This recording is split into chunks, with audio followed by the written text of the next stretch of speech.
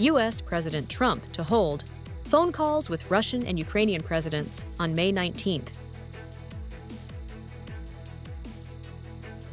Prime Minister directs strengthening of efforts against smuggling, trade fraud, and counterfeit goods. A May pilgrimage to Uncle Ho's birthplace. Hello everyone, you are watching today's news on NTV channel. My name is Đăng. Let's get started. On May 17, Washington time, U.S. President Donald Trump announced that he will hold separate phone calls with Russian President Vladimir Putin and Ukrainian President Zelensky next Monday to promote a ceasefire agreement between the two countries.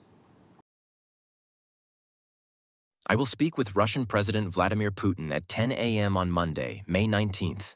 President Trump wrote on Truth Social, adding that the topics of the call will include ending the bloody war that is causing an average of over 5,000 Russian and Ukrainian soldiers to die each week and creating trade issues. President Trump stated that afterward, he will speak with President Zelensky of Ukraine and then with some NATO members. Hopefully, it will be an effective day and a ceasefire agreement will be established, he shared. Kremlin spokesman Dmitry Peskov later confirmed to Russian media that preparations are underway for a conversation between President Putin and President Trump. The Ukrainian side has not commented on the information regarding the phone call. According to the COVID-19 Information Center of the Thai government, the number of COVID-19 cases has surged in Thailand, with a total of over 71,000 infections and 19 reported deaths from January 1st to May 14, 2025.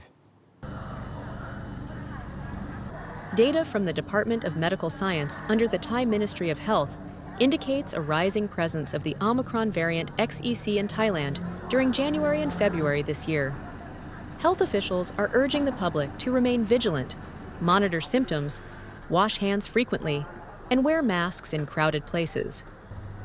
XEC carries multiple mutations that allow for faster transmission and has now been detected in at least 15 countries across Europe, North America, and Asia.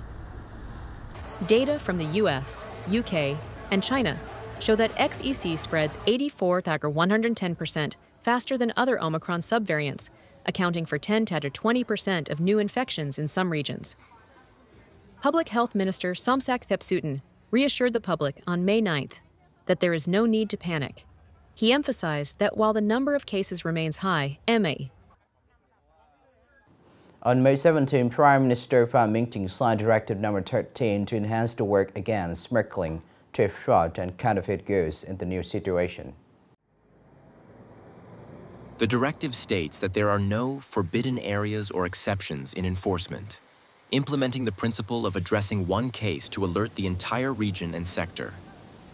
Ministries, sectors, and localities need to proactively review and wanshan policies and laws, clearly delineating responsibilities to avoid overlooking tasks and leaving gaps in state management.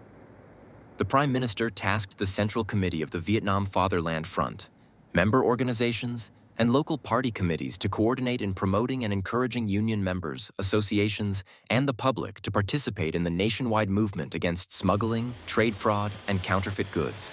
2025, the country will launch a peak period to combat this situation.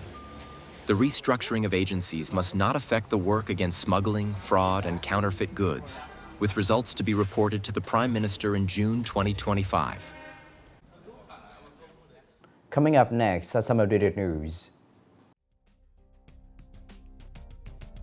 On May 16th, Minister of Industry and Trade Nguyen Hong Dien held direct negotiations with U.S. Trade Representative Jamieson Greer in the U.S.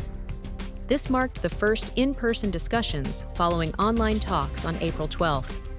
The ministry reported that the negotiations were constructive and aligned with the comprehensive strategic partnership. U.S. Trade Representative Jamieson Greer acknowledged and appreciated Vietnam's goodwill and proactive preparations for the negotiations, fundamentally agreeing with Vietnam's approach and proposals. According to the Ministry of Industry and Trade, the two ministers reached a high level of agreement on principles, approaches, content orientation, and negotiation plans, laying the groundwork for positive outcomes in future negotiations. On the evening of May 17th, the final round of the 2025 Community Art Festival for the Vietnamese community in Laos took place in Vientiane, celebrating the 135th anniversary of President Ho Chi Minh's birth. All performances honored the values of the great leader and the glorious Communist Party of Vietnam, celebrating Vietnam, Laos, and the enduring friendship between the two nations. During the event, 9 artworks made from Bodhi leaves were auctioned, raising 200 million kip, approximately 240 million VND, for the Laos Social Welfare Fund, showcasing the Vietnamese community's compassion for the local society. As of May 15, 2025, Nghệ has just over 70 days left to achieve its goal of building and repairing over 4,000 houses for the poor. In the third week of May, the province initiated the construction of 701 houses, including 458 new builds and 253 repairs. Funding comes from 3 major programs: social mobilization for 78 houses, the National Target Program for 72 houses, and a special program supporting those who contributed to the revolution for 561 houses. The campaign is being vigorously implemented across 20 districts, cities, and towns, aiming to meet deadlines and provide sustainable homes for those in need.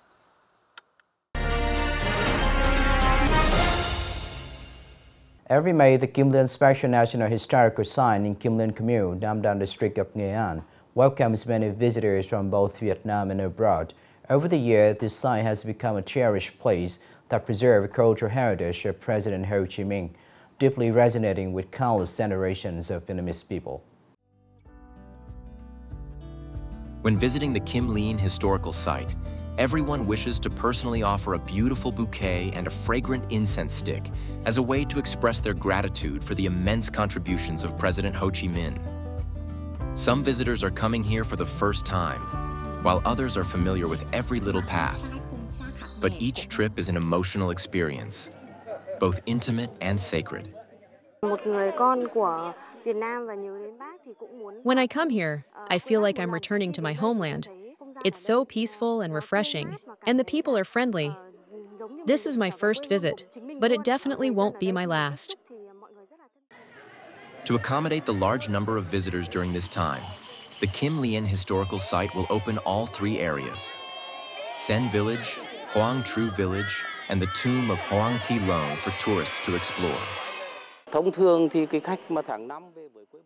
Every May, we see a significant increase in visitors. The site has proactively prepared, enhanced the landscape, and made careful arrangements to ensure that tourists feel safe and welcomed.